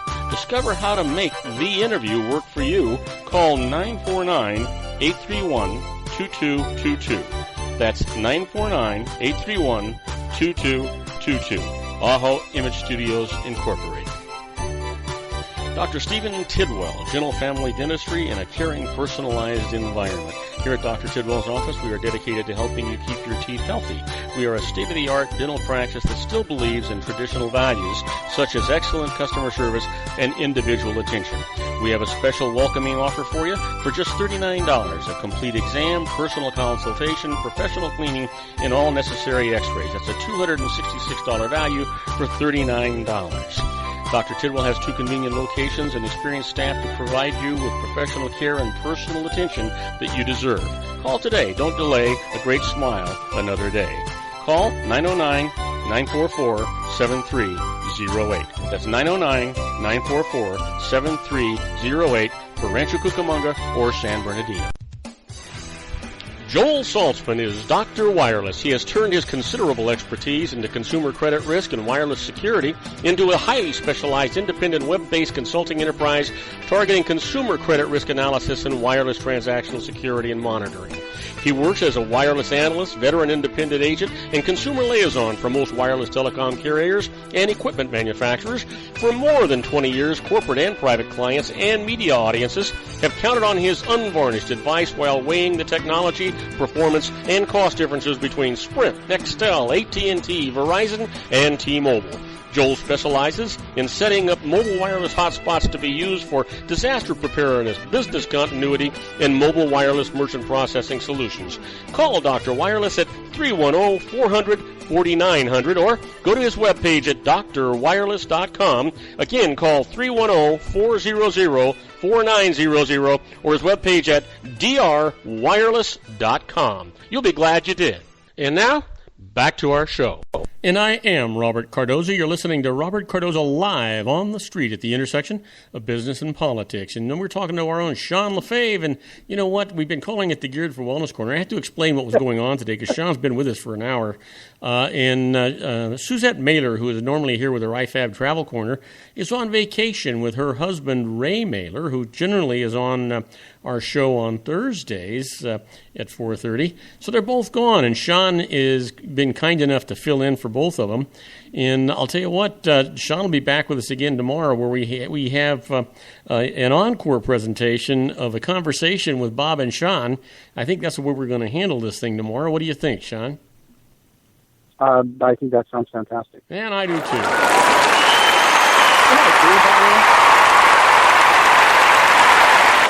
I'm sorry, what'd you say? I should see how agreeable I am. I'm just so easy to get along with. I'm such a great guy. Yeah, you know what? So, isn't it amazing how fast an hour can go by? It's it's unbelievable. I mean, we're on our fourth segment now, and it seems like we barely started getting going. So let me finish my explanation, so that way we can at least talk about one more thing before we leave. All right. So you got all the kind of conservative. I'm out of the rat race. I want a little quiet, peaceful life. You know, I'll stay here in this great American desert, as they first called it. And we'll just camp out here. So you know, all these farmers now and stuff out there, real conservative people. But then there was the ones that went, you know what? I know we're out of the rat race, but man, this is boring. I want to have some fun. Let's just keep going and see what we can find. And then they get to the eastern slope of the Rockies, you know, and that's when the people went, you know what? That looks like a whole lot of work to get over that big mountain range. And it's kind of pretty right here. We've got trees again, and we've got some water, and you know, I know it's going to snow and everything, but you know what? We can just stay here, and we can party, and we can have a lot of fun. We don't have to, like, you know, worry about what we're going to do to build houses, because now we got trees again, and we can build new cities. And so I think that kind of built the whole western or the eastern slope range, you know, everything from Albuquerque, you know, Pueblo, Colorado Springs, Denver, you know, all the way up to Cheyenne. You know, it's if you talk to the people who live there and the people who want to go there, not wanting to go over a mountain didn't build Denver. Denver's on a plateau that's 5,000 feet in the air. Yeah, but it was a gradual slope to get there. It wasn't like you were at 5,000 feet, but you had another 8,000 or 9,000 feet to go to get on the other side of that mountain. Yeah, so that's for sure. They were like, you know what, we're gonna stay here. We're gonna crash and just like call it good. And so and that whole area really is a fun area. You know, there's a lot of good times there. You know, there's a lot of outdoor things to do. But then there was the people who were the true adventurers, like the noble, exciting, the ones that says, you know what, we're like a go for everything kind of person. We're going to go over, like we're going over. When's the last time you've been to Denver? I don't know. Have you been there since this new aroma in the air has been around? Well, yeah, it's different now than it was. You know, I lived in Colorado Springs. I actually went to college at the University of Colorado. Oh, well, you went to college there, so you probably dealt with that burnt rope aroma for a long time. That sweet, that sweet smell of marijuana. Oh, yeah, no, that, yeah. See, I told you those people like to have fun. See, so you just validated. Yeah, that was way after I left. I left there. I graduated college back in '96. So yeah, no, it's you're an old son of a gun, huh? Yeah, I'm getting there, but I got enough gray. But you know, so I really do. If you look at it, that whole area, it's a lot of fun. There's fun things to do. Everybody has a fun time. But I do think that the people who made it to the West Coast just had more of an adventurous side to them. If you look at, you know, all the new, you know, major startups, you know, Uber and Facebook and all these, I don't know Facebook, I think Facebook, I can't remember, but all this, you know, Silicon Valley, all these new and exciting businesses that are going on, they're all happening out in California and along the West Coast, all this stuff in Seattle and you know, this, like I think that's what created all these different cultures, was people's ability to push on and keep going forward in spite of, you know, having to cross the great American desert anymore and make it up to 5,000 feet, or eventually having to go over this mountain range. I think that the people who stopped along the way created that culture because that was just built into their personality, and they kind of passed that along, and that's where those cultures were developed. I would love to see a whole sociology study on this, because I imagine there's got to be some validation to it, but that's been my philosophy, my viewpoint for quite some time. I got to tell you, I read a book many years ago by Irving Stone, and I was working for Revlon, and I was in Salt Lake City, and I had to spend the weekend there. And this young man that worked for me, I was telling him, he said, you know, I got a book that you'd love to read. Let me loan it to you. I actually wound up buying a copy myself. I loved it so much. And as I said, the author was Irving Stone, and the name of the book was Men to Match My Mountains. And it talked about the migration from the Midwest to the West. And it's really about Brigham Young and all of that, but it's not dealing with religious issues. But it is talking about Brigham Young and how he got his Mormon settlement in Salt Lake City eventually. Came through San Bernardino, by the way, to do that. And it's just an absolutely fascinating book because it talked about the migration. It talked about all the challenges that were there, all the things that they did, the discovery of gold and silver. I talked about the passes, both passes that they used. Just a magnificent book in challenges and how you overcome those challenges. And it was all about a positive mental attitude. And I would recommend that to all of my listeners, and certainly to you if you haven't read it, Sean. You'd love that book. Oh, it sounds fascinating. And yeah, what the Brigham Young and the Mormons went through to settle, they were some tough people. Oh yeah, I mean, no doubt. I mean, they went through trials and hardships and everything from mountain passages and bad weather. I mean, it's unbelievable what they went through to make their settlement happen. Yeah, this book deals with Donner's Pass and the Donner Party. And then in Brigham Young was after that, and they knew they had all these challenges. Anyway, I don't want to get into a book review, but basically, I highly recommend that book. If you haven't read it, it's just a magnificent book. I'm going to check it out. So listen, let me ask you. Yep. What do you think about what's going on with the Iran deal today? Are you for it or against it? I'm actually for it. We talked about that before, and I just don't trust Iran, but I don't trust our own government anymore. Oh yeah, I mean, I don't. Well, boy, you can say that again. Here's the problem that I have. I don't trust Iran. Iran's not our friend. They haven't been our friend. They're never going to be our friend. The one thing that I am pretty certain of is that it's true that they have built these nuclear facilities and the ability to do these things, and they're probably only a couple, 2-3 months away from having a bomb, and that this deal appears to restrain them for at least the next 10 years, and at least during that time, we can identify what they're doing, where they're doing it, what they have, what they don't have, restrain them, and if they renege on the deal, I think this is what Congress ought to do. Congress doesn't like the deal the way it is. What they ought to do is say, you know what, we're going to approve this deal, Mr. President, and we are going to give you the immediate authority to take a dramatic military action against Iran if they break their word. Yeah, I agree with that, yeah. And it's something's got to be. We've got to come to some sort of an agreement. And is this ideal, perfect world stuff? No, but that doesn't exist anyway. So if it in fact will actually work and stop them from having a nuclear bomb for at least 10 or 15 years, that would be fantastic. Yeah, because it's scary to think of nuclear weapons in that part of the world.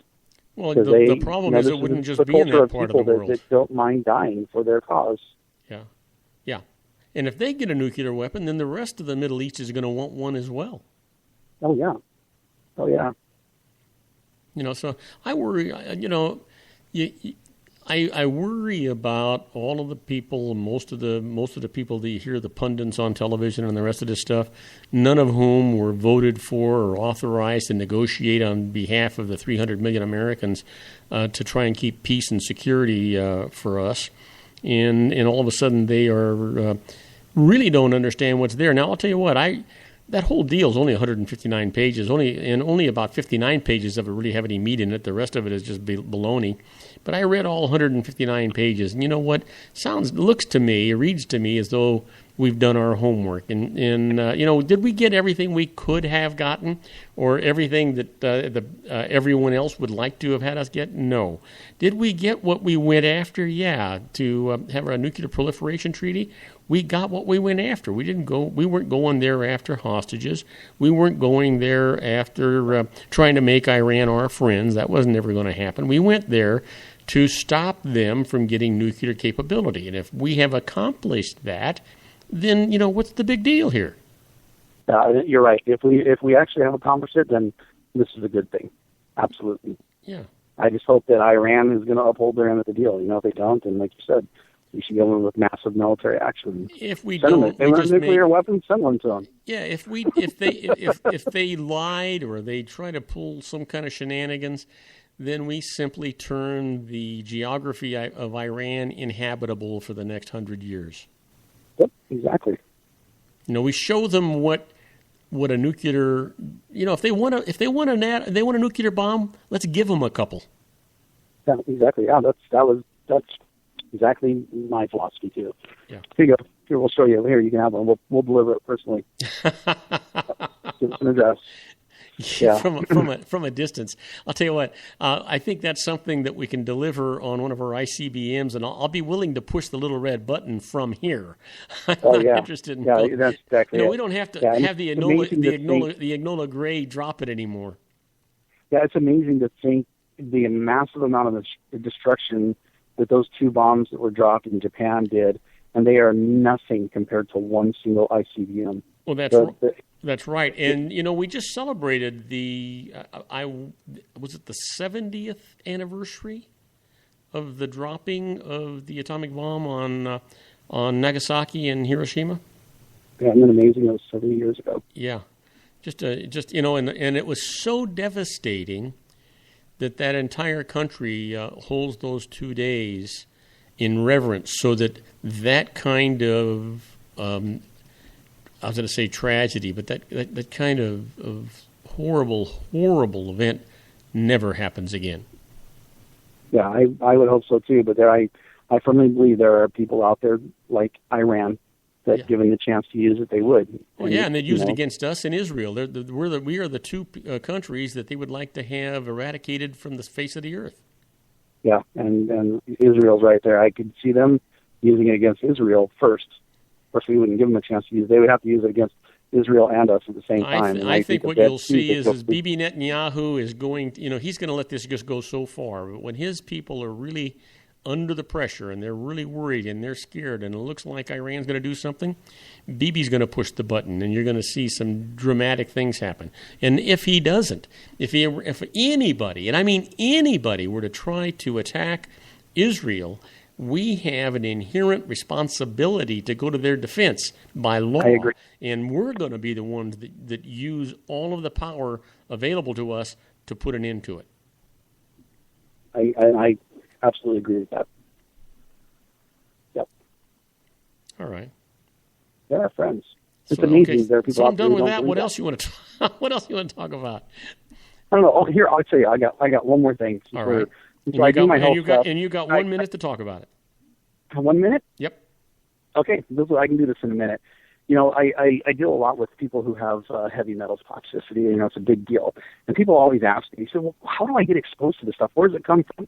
Well, guess what? The EPA, the Environmental Protection Agency, one of their safety crews accidentally just dumped 3 million gallons of wastewater into the Animas River, which runs through, all of a sudden I can't think of the name of the state park, San Juan National Forest. And they said that right now the levels in that lake, the lead levels in that lake have spiked over 3,500 times what it normally is, and it also has arsenic and mercury in there. And this was an accidental spill by the EPA. So when people think about where do toxins come from that I get in my body, boom, there you go. From the EPA. Thank you very much. Well, my friend, listen, I want to remind everybody that Sean will be with us again tomorrow. We'll be having, it'll be the Bob and Sean hour, or not hour, it'll be a half hour tomorrow. Sean will be with us at around 4:30, and he and I will continue this friendly conversation with each other. Matter of fact, we're going to have to be delving into the news to see what we have available for us, right? We will. I'll dig through it. I got 24 hours. So actually, I got 23. Terrific job, Sean. I look forward to talking to you tomorrow, my friend. All right. See you, Robert. All right, and we'll be right back with the birthdays for the day, the secret daily teachings for your life, the Harvard Business Tip of the Day, and interesting but useless fact. You don't want to miss it. We'll be right back after these brief messages. Don't go away. If you want to increase your client base and sales, then consider this, the Relationship Building Network at RBN. Given the current economic conditions and challenges, we all need to work smarter, make smarter decisions, invest our hard-earned dollars where it'll yield the best return for our investment. Many business professionals claim that the most effective networking group in Orange County is RBN. No other networking group or organization can offer what RBN offers. Make every year your best year. Join RBN and start reaping the benefits today. Nearly 3,000 businesses have joined RBN and experienced those benefits. Why join RBN? It's one group. It's one membership. It's no renewals. It's all through Orange County. RBN is a freestyle networking group. No mandatory attendance, no restrictions, no rules, and no penalties. Call them at 949-830-5776 or go to their website at rbninfo.com. That's 949-830-5776. If you've ever dreamed of having your own business to make your life secure, you know Water's Edge Wineries might be just the ticket. In 2004, their founder, Ken Lineberger, created the first winery franchise in California. It was a new concept with all of the functionality of a traditional winery, but without the vineyards. They purchased high-quality grape must from one of the largest winemaking companies in the world. Then they craft each wine carefully and bottle it right at their location.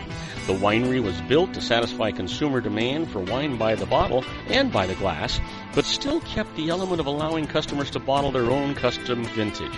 Now, they're opening urban wineries across the United States under the brand Water's Edge Wineries.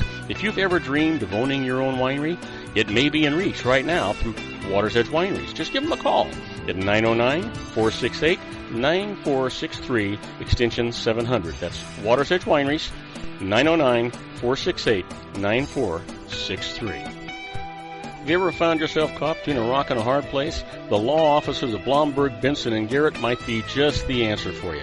The attorneys of Blomberg, Benson, and Garrett have been serving the Inland Empire since 1989. They're dedicated to the aggressive litigation of civil, criminal, and real estate matters. Over the years, they have recovered tens of millions of dollars for their clients. The firm's practice specializes in litigation of personal injury, accident, slip and fall, real estate, and criminal law cases. The firm provides clients with the care, accuracy, and dedication of experienced attorneys. Blomberg, Benson, and Garrett is located at 10300 4th Street, Suite 150 in Rancho Cucamonga, California. They've been providing the Inland Empire residents with outstanding legal services for over 25 years. They look forward to providing you with aggressive legal representation. Call them at 909-945-5000, where you can talk to a person, not a machine. That's 909-945-5000, the law offices of Blomberg, Benson, and Garrett. And now let's get back to our show where we talk about politics, money, and you. And I am Robert Cardoza. You're listening to Robert Cardoza live on the street at the intersection of business and politics. We're at 5:41 p.m. Pacific time. Currently 88 degrees here in the heart of the Inland Empire in sunny Southern California, where it's on its way to 61 degrees. But you know what today is, right? It's Tuesday, August the 11th, and it's somebody's birthday.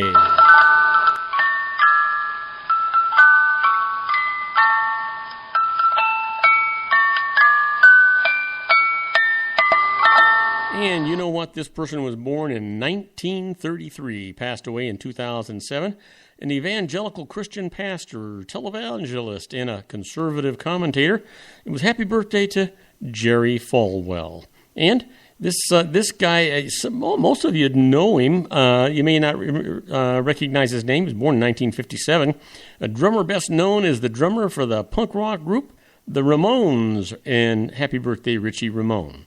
And Lee Suggs, born in 1980, former football running back in the NFL. He holds the records for most games scoring a touchdown in a single season. Well, what happened today in history?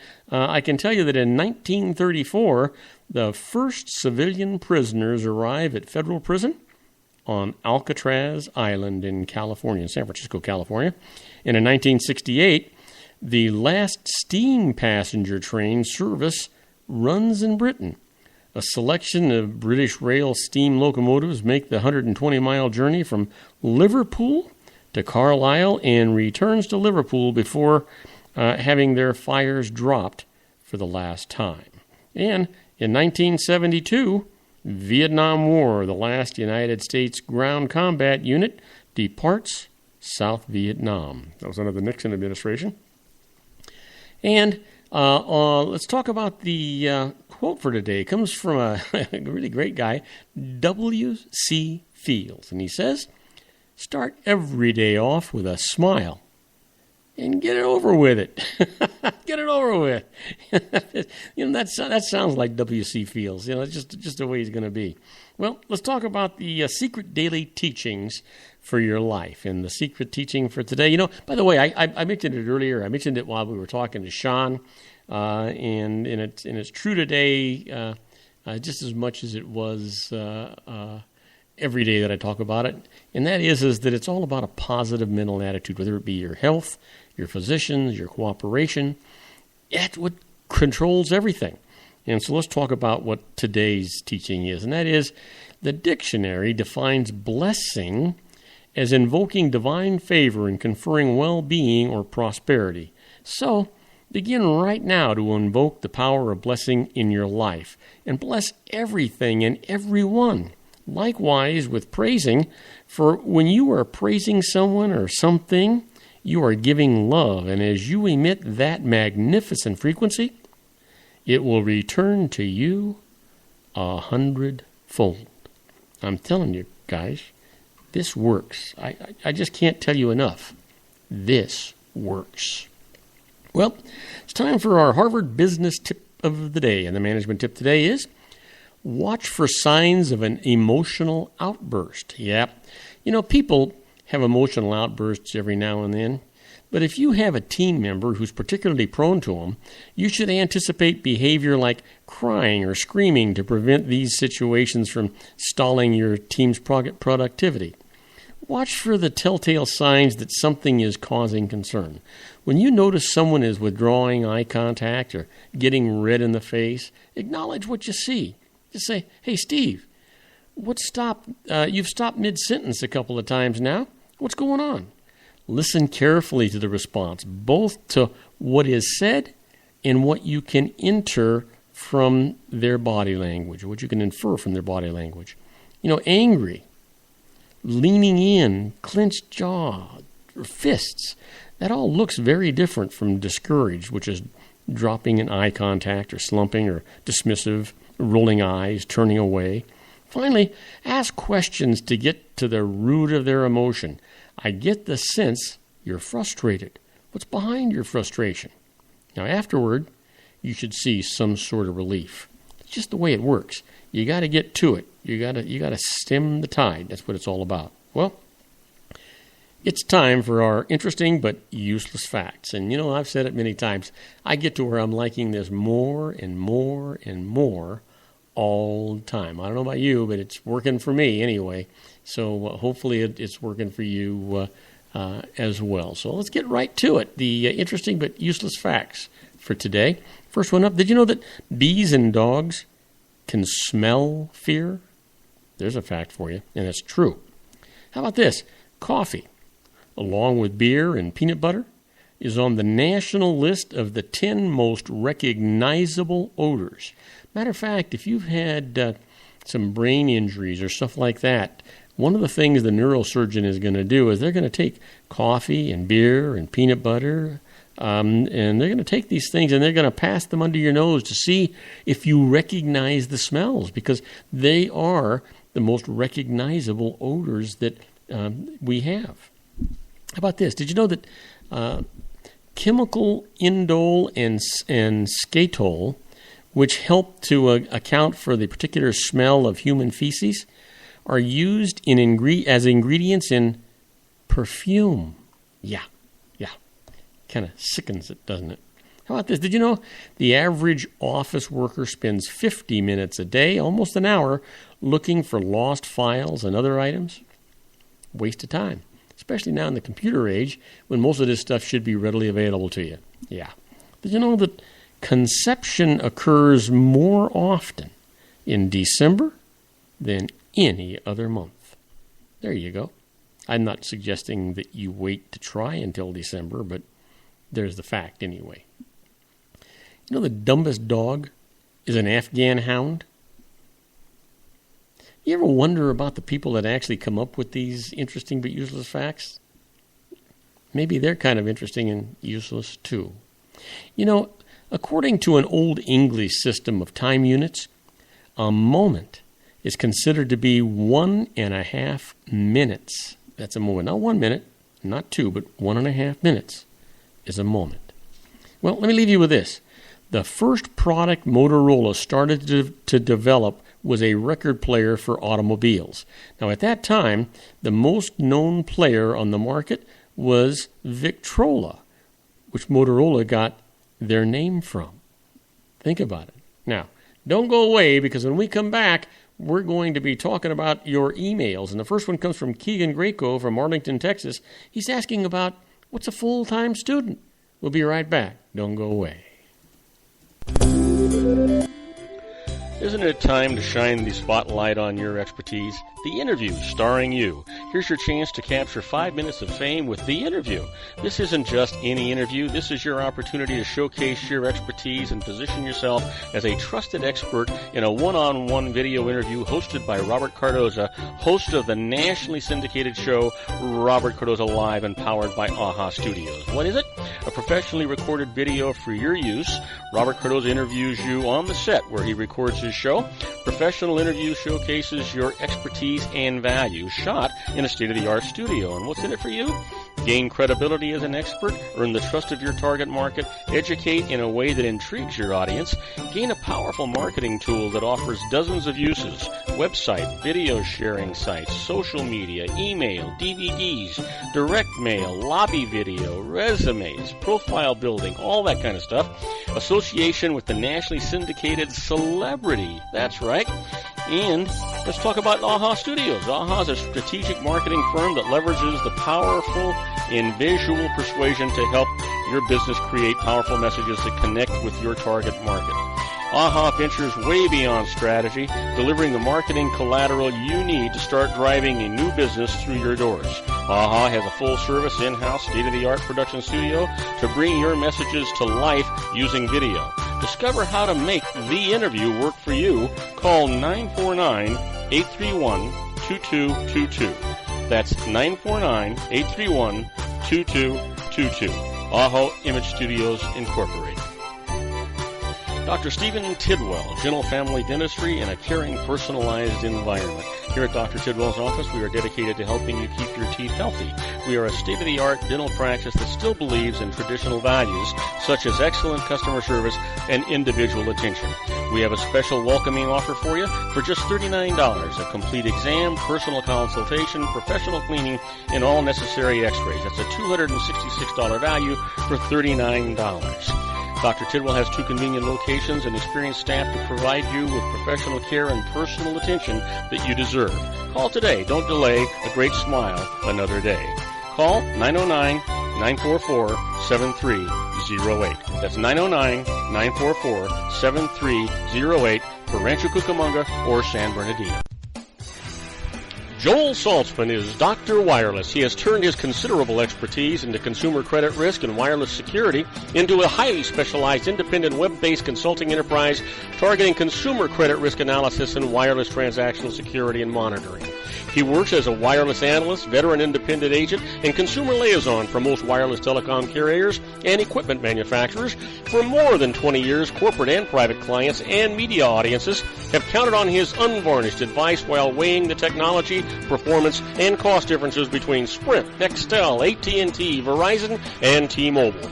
Joel specializes in setting up mobile wireless hotspots to be used for disaster preparedness, business continuity, and mobile wireless merchant processing solutions. Call Dr. Wireless at 310-400-4900 or go to his webpage at drwireless.com. Again, call 310-400-4900 or his webpage at drwireless.com. You'll be glad you did. And now, back to our show. And I am Robert Cardoza. You're listening to Robert Cardoza Live on the street at the intersection of business and politics. We're at 5:52 p.m. Pacific time. It's still 88 degrees here in the heart of the Inland Empire in sunny Southern California. Well, you know what? It's time for me to answer your emails. We're coming down to the wire here on the show. I want to remind you that this is an entertainment part of the show, And you know what? I answer your questions as best and thoroughly as I can, but a lot of times your emails, some of the information, some of the facts are a little sketchy, but I still do the best that I can with them. But we always encourage you to seek the advice of a licensed professional. They're always going to save you more money than they cost you, and they're going to give you some peace of mind. You know, one of the requirements of them getting their license is that they have errors and omissions insurance, which means that if they give you bad advice and they're wrong, you don't pay the piper, they do.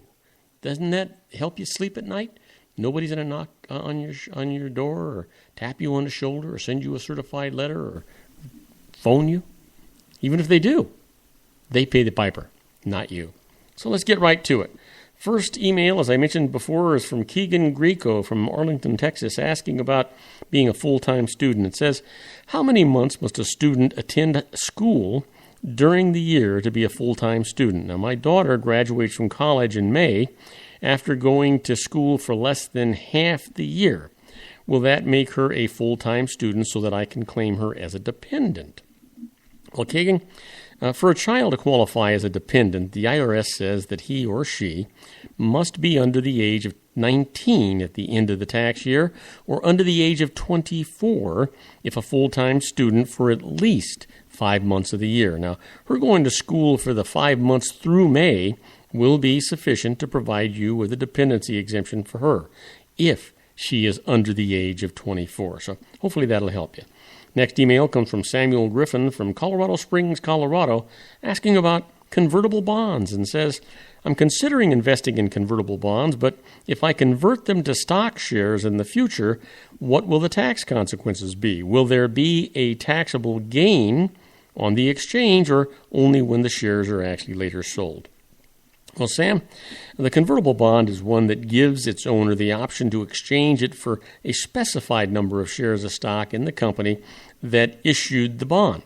Now, usually, a bond owner will choose to make such an exchange only if the company's share price rises to the point where the shares received in the exchange have a value greater than that of the bond, so the swap actually produces a gain. But even so, no currently taxable gain or loss results from such an exchange. Taxable gain or loss is deferred until the acquired stock shares are subsequently disposed of. Now, the basis in the stock will be what you actually paid for the bonds, and hopefully that'll help you. Now, next email comes from Tony Guerrera from Los Angeles, California, asking about mortgage interest and says, is mortgage interest deductible under alternative minimum tax? It's AMT rules. Well, are long-term capital gains taxed under the AMT? You know, good question, Tony. You know, interest paid on a loan used to acquire or improve a home is deductible under the AMT rules, but interest on home equity borrowing used for other purposes, like a vacation, are not deductible under the AMT.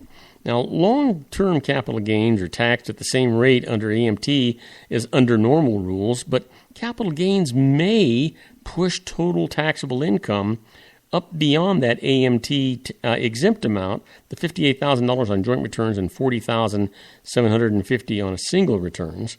And for this year, the figures haven't been figured out yet. But it also may increase state income taxes, which are not deductible under AMT and may create an AMT liability for you. So capital gains may indirectly create or increase AMT liability. So hopefully that answers your question. But again, always, as I said, talk to that licensed professional. You'll be glad you did. I promise you. My last email comes from Xavier Henderson from Mesa, Arizona, asking, is a lottery winner. Says, if I win a lottery that pays $50 million over 20 years, then die after 2 years, is the remaining part of the $50 million subject to estate tax? And how would my estate pay all that tax when the payments will only come in over the remaining 18 years? Well, good question, Xavier. You may or may not like the answer. The current value of all the future payments is subject to estate tax when you die.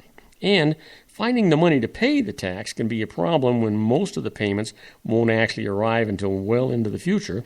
The simplest solution is to buy a life insurance policy that'll cover the tax if you can, or make an arrangement with the IRS, which is unlikely, I got to tell you. Now, your best bet is elect a cash payment instead. Consult now with a with an insurance or tax and financial expert and a licensed one who can plan out the best strategy for you. You'll be glad you did that, I promise you.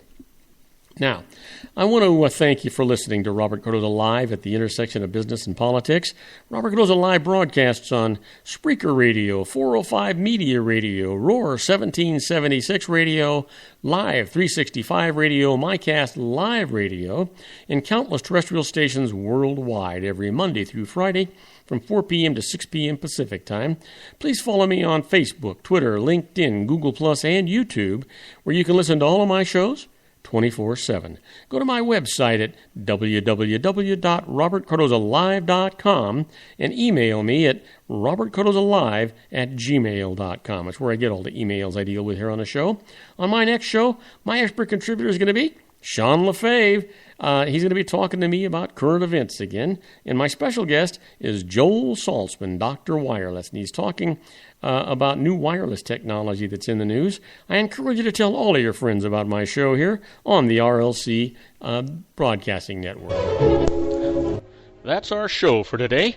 Beginning today, treat everyone you meet as if they were going to be dead by midnight. Extend them all the care, kindness, and understanding that you can muster. Your life will never be the same again. So many of our dreams at first seem impossible, then they seem improbable, and then when we summon the will, they soon become inevitable. You know, the real secret of happiness is to make others believe that they're the cause of it. Robert Cardoza Live is brought to you by blogtalkradio.com every Monday through Friday from 4 p.m. to 6 p.m. Pacific Time. Now, go out and make it a great day. Your host has been Robert Cardoza, the technical advisor, Matchstick Digital, and your executive producer, also Robert Cardoza.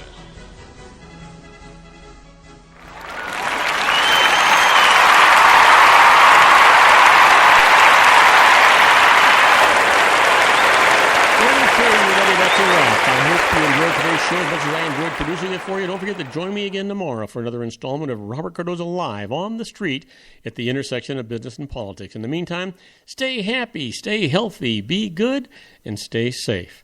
Good night, everybody.